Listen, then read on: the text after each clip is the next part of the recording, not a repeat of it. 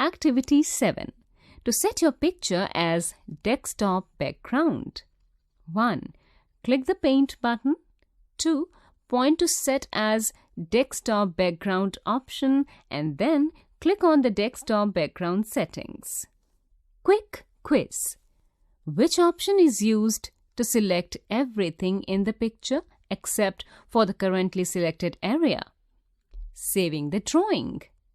The drawing which you have made also need to be saved so that you can open it later to modify it or to show it to others. Activity 8. To save the drawing. 1. Click on the Paint button and select the Save option. 2.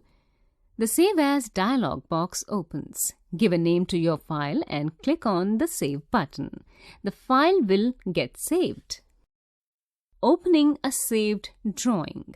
The drawing which you have saved can be opened anytime later. Activity 9.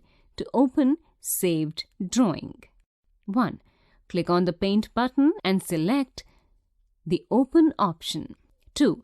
The Open dialog box opens. Select the file and click on the Open button.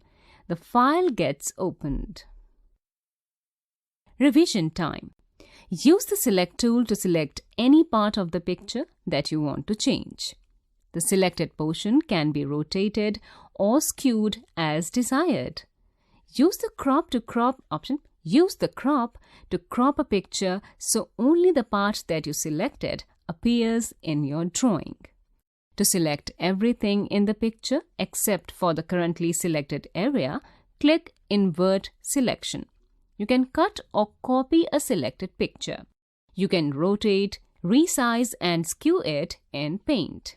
If a drawing is saved, it can be opened anytime later. You can set your drawing as the desktop wallpaper. Project time. 1. Draw the picture as shown in A and then perform the required operations so that it looks alike. B. A. B. Laugh more. Smile more. 1. Draw the picture using the tools as shown below. Select the picture using the Select tool. P. Pencil tool. T. Text tool. E. Ellipse tool. B. Brush tool. 2.